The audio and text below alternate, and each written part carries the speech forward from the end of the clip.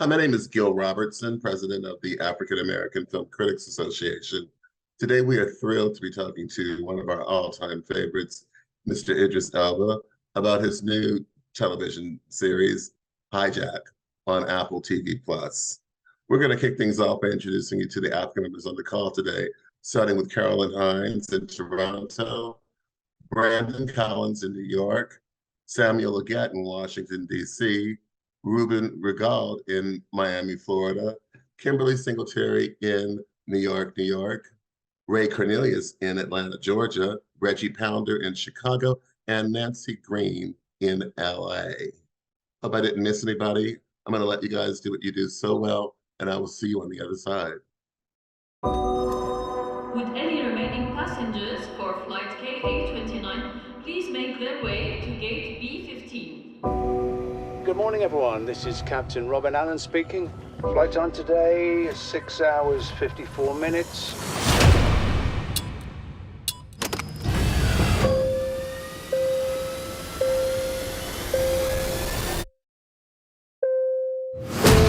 in your seats! Get down! Now! Down! Operation has commenced.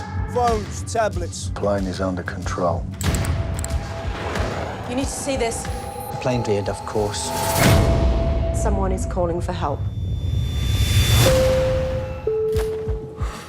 Got family? Loved ones? We got one job to do right now. Just get through to them.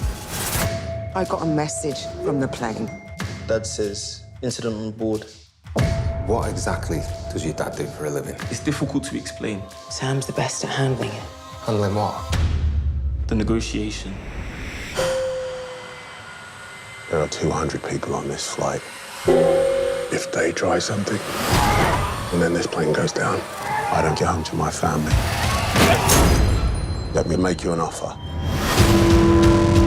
I've been handed demands. If it's all going wrong in the first hour, imagine the next 6. We need to get a message to the whole plane. We just need to be ready. There's other stuff going down. 5 passengers on that plane do not exist. It's a network running all across Europe. To them, we're an incoming missile.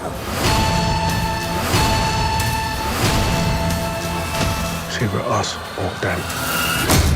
And I can tell you, it's not going to be us.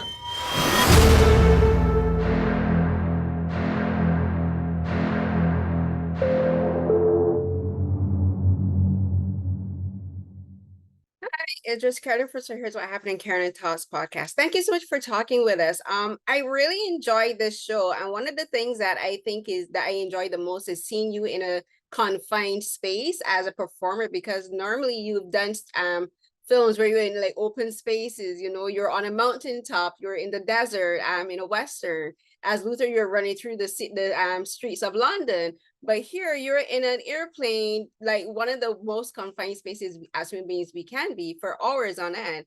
And as this character, we're going to talk about the challenges of being not having to rely on your physicality as a performer, but having more to rely on as working as a negotiator and having to persuade these characters to see things your way. So talk about the challenges of first thing, being confined as a performer physically and then emotionally for your character, and then having to work on I guess you can say your powers of persuasion. Yeah, I think, you know, one of the things I think about what was attractive to me is this character was that, you know, my size is my size. I'm tall man, big man, but we are all the same size in a plane. We're all vulnerable. That vulnerability is what I think, you know, you might be alluding to. You know, you're confined, you know, it doesn't matter how big you are. There's a guy with a gun in a plane. In that situation, you don't have that same sort of, you know, you can't use your physicality in the same way. We're confined, as you say. And that was attractive to me, to try and bring a character that actually showed a lot more vulnerability. And, you know, someone that's thinking on his toes. He's not a hero, but he is the hero. That's how you're introduced to him. And the audience see a lot of this through Sam's eyes. So that was really attractive to me. because I hadn't done a character like that who was really vulnerable and not as strong. He was, kind of weak in some places. Please remind me. The second half of the question was. And then having to use basically your parts of persuasion with regards to speech, because you can't physically intimidate these people, so you have to use your words. Yeah, he's an mergers and acquisitions guy. Typically comes in, tries to get people to sit at a table and sign. And the mechanism when I did my research that they use often is psychology. It's just trying to understand the weak spots of one and pit them against the other. And oftentimes they will just say things that are a little contradictory to the goal. And you'd think, well, why are they doing that? But it's a way of persuasion. It's a mechanism of trying to find ways to get people to come together. And, it was so well written that I was just attracted to the idea of being able to, he's a good negotiator, but he's not a good negotiator in a hijack. Some of the time I was like, if you say that, you're going to get shot. This guy just needs to chill out. So, but again, it was attractive to me as a performance piece. Hi, Brandon Collison, Media and Popcorn Podcast. Now, you've been in some iconic television shows like The Wire, The Office, and of course, Luther. How does this series fit into how you would like your legacy to be as an artist and as a performer? Thank you for saying that. I would say that, look, variety is the spice of life. As an actor, I'm keen to have a spectrum of performances, whether TV, film, or whatever, that, people can say, oh, he's different in this role than he is from that role. I think, for me, the failings of a good actor is when you just repeat the same role over again. A good actor, for me, can try and take their audiences into different personality types. And when you look at Stringer Bell in The Wire versus John Luther versus Charles Minor in The Office versus, this character, to me, they're different. Same casing, but different, personality types. So hopefully, that comes across. It absolutely does. Thank you so much. Great job. Thank you, man. Hi, Idris. Kim Singleton out of New York City, Consider It Blacklit podcast and TV show. This series highlights the evils that come with trying to maintain power and money. Talk about your thoughts on the evils of power as it relates to these crime bosses and any parallels that you relate to in real life. I think what's interesting about this is that when you walk into this show, the fact that it's from Dubai to London, post 9/11, you walk in with tropes and ideas of what the show is going to be about, who the terrorists might be. But what you realize is that there's something else at play. And it kind of highlights the vulnerabilities. Yes, they hijacked a plane, but they actually hijacked much more than that. And it took human beings being who they are to undo that. I thought personally, when I came on board this show, the original idea was, let's do something around the hijacking of a plane, but let's make it completely against what the audience might think it is. Let's make Sam completely opposite of what you might think he is. Big guy, negotiator, you think you know what you're getting into, and it's the opposite. I've never been on a plane that's been hijacked, so I don't have any personal stories to share you. Trust me, I wouldn't be Sam. I'd be sitting in the corner minding my own business, goddamn. Oh, I don't believe that. I think you would be the hero in that scenario also. Thank you. Hi, I'm Nancy Green with Film Critique. Hey. Hi, and I wanted to say I'm loving this show. First of all, it's so good and it's so intense. And I wanted to know for you, what was it that drew you to this project, and what are some of your favorite aspects of this show? I think what drew me to the project is, look, I came at this as a producer and,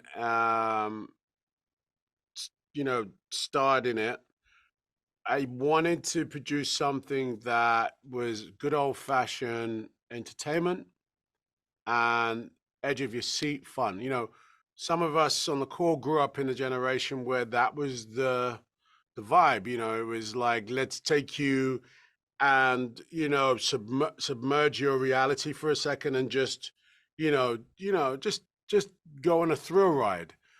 And so I was attracted to the idea of this hijacking on a plane, which isn't about terrorism, isn't about terrorists, isn't about New World Order, isn't all about that. It's a good old fashioned thriller. So I was attracted to that. Um, you know, for me as an actor, I've played a lot of different types of roles, but I never really played vulnerable characters too often. I think my character in, for example, Concrete Cowboy, the father, is quite a vulnerable character, and he showed his vulnerability to his son in order to win his son's love. But in this film, this is a man that is in a destroyed marriage. He's not a great father at the point where we meet him, and he's trying to fix that. And I really was keen to sort of, show the textures of this character, of fatherhood, and just what some people may do in order to, save something. Hey, nice, nice. Thank you. And I wanted to say you and Sabrina are one of my favorite couples, and I would love to see you guys in a project together someday, if that ever Thanks. Put that out there. Thank you. Hi, I'm Reggie Ponder, the real critic out of Chicago, and I want to know, did you know these characters? Not just not just Sam, but there were so many things happening on the plane. Did you feel like you knew who these people were, or even you were kind of surprised as you read this and it developed? So you got the young people, the three young girls who are sitting together. You got the guy that you're sitting next to. I mean, did you feel like you kind of knew these people, or did it unfold in a way that you said, "Wow, I like this"? Yeah. When from, the scripts weren't written at the time I came on, but as we unpacked the idea, I was really drawn to the idea that, you're going to look at someone and cast an aspiration on who they are and what they might be, how they might fit into this hijacking, but it turns out to be the opposite of that. And I was really drawn to that. And the more that, we were drawn to that, the more fun we had with it. The airplane company in Hijack is called Kingdom, and Kingdom was the name of the project as we worked with it. We didn't call it Hijack, we called it Kingdom for a long time. But it was also Kingdom as in the United Kingdom, okay? And the United Kingdom for a long time has had this odd diversity, different. You come to London, if any of you been to London, London is just a big melting pot. And, you could turn around and look, but you really can't say who's into what in London. Everyone, it's like a bit like New York, okay, but even in New York, you've got certain areas dedicated to certain cultures. But in England, for the most part, it's in London for the most part, it's a big melting pot. And so when we looked at the plane, we sort of said, well, this is representation of the United Kingdom, and you're going to see different cultures on here, but you can't pinpoint who's who and what they're about. And that was really important to us, Ray Cornelius with Upfront Inside the Entertainment Industry. How are you? I'm good, thanks. How are you, sir? I'm excellent. So I want to go back to you serving as executive producer of this project and as actor. Which one did you enjoy the most? And have you ever had to negotiate a real life situation? I really enjoyed being an exec on this because I got to be a part of, ordinarily conversations I wouldn't be as an actor. I would come into the stage of development much later. As an exec, I was there right at the kernel of the idea and watched it grow from a treatment and concepts into scripts. And that was really interesting to watch, and also trying to pull together the various components of how we were going to make it, from the studio, from the airplane builds to casting. I enjoyed all of that. I was telling this story the other day about a time I injected myself into a situation where I shouldn't have.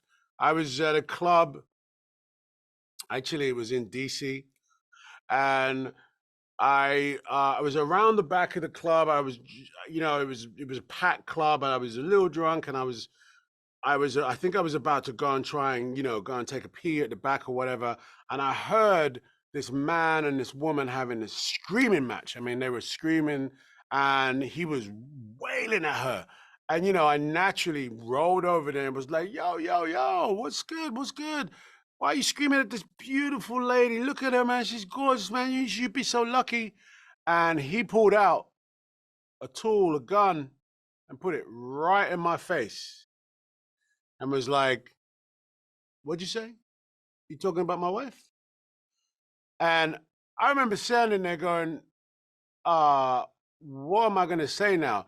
You just called her beautiful. You calling my wife beautiful? You've been watching it all night? And I was like, I realized at that junction that my moment of trying to do the right thing with my mouth and trying to, I was about to get myself killed. Okay. And she then jumped straight in and was like, no, no, no, no, I'd never seen him before. No, baby, you got the wrong end of the stick, blah, blah, blah. That was a moment when I took this role on. I remember that moment because my character finds himself talking and putting himself into situations where he's actually making it worse. And I just had to look my guy in the eye and just appeal to his humility. And he said, there you go, man, keep your mouth out of my business. You understand? And I just turned around and walked away. And that was the only time I'd been in a situation where, that sort of trying to do the right thing wasn't the right thing. Well, thank God that he didn't react, and he's probably telling folks that I scared Idris Elba. So I was very young back then, so he wouldn't remember me, but woof, I remember him. Hi, Mr. Elba. I'm Ruben Peralta from Cocalecas.net. One of the things that I love about the show is that it happened in real time. Why do you guys decide to tell the story this way? And why do you think that so many stars now are going to make this kind of short stories on TV? Yeah. I think, when we were unpacking this story, there's many ways to tell a hijacking story. And there have been many ways to tell that a hijacking story has been told. We felt that the minute by minute way would be a lot more honest, try and really put the audience in that what would I do scenario, okay? So the minute by minute really as a mechanism just allowed us to just be honest. And, we didn't want to play the trope of the hero who can fight and da-da-da-da-da. You see him making decisions right there on the spot. And I think that really gave the audience the sort of like that feeling of, man, I could be sitting next to him and I just want him to just be quiet or save us. You know what I mean? And that was why the minute by minute mechanism really works. But it also, the parallel of what's happening in the sky and what's happening on the ground in different flight zones was also keen to understand that, because that's one thing we might all take for granted, is that when you jump onto an airplane, there are so many people looking after your flight path at the same time, minute by minute. And that's why it was really important to sort of highlight that what's going on up in the sky and what's happening in the ground is in real time. Look, I think, in terms of stars doing, I think people will just want to hear stories.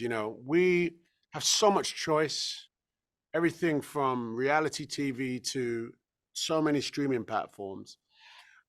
I think the days where as an actor, a popular actor, you can get away with doing, 2 films and they're similar and your audience love you for those same similar roles. I think audience want to see some variety. I think that television, the landscape of television, is a lot more similar in quality and scale to filmmaking of cinema than it was back in the day. Now, the same application of filmmaking is applied to both cinema and TV. So I think that's why you're seeing this sort of merger of, big scale television shows, but they are made for television. Hello, editors. This is Samuel Leggett with JVS Media Productions in Washington, D.C. I love the show. Like it was almost like 7 hours, but it's really like 7 episodes intense after. But Sam as a character is the most fascinating because he maneuvers people in such a way that you're like, I don't know if he's got this under control or if he's making it worse, like you alluded to. But one of the things I found very fascinating is a lot of times he's juggling with his life, almost using his life as collateral in certain moments. And I was curious your perspective on how you tackled him, because we don't know a lot about, his job. We know he was kind of a corporate negotiator, but he seemed like he was okay in a situation like this. And so he had a lot of mystery behind him. But I felt like as an audience looking at it, that the last thing he wanted to do was die on that plane and not be able to get back to his son and his wife. And so I was curious, like, how did you navigate the emotional side of keeping him mysterious like he is, but showing that, okay, no, there is actual fear that he's dealing with from an emotional standpoint as a performer. And again, this is a great performance from you. Thank you, brother. Look, one of the things when I dealt with my sort of backstory as who Sam is and what he's doing, one of the important key components is that as a father, as a husband, the things that matter, the family connection that matter in life, he had severed somehow working. Okay, so on this side, that the sort of heartbeat of who he is, his family, had dried up, but his main artery as a negotiator, he found himself in Dubai by himself, completely locked in.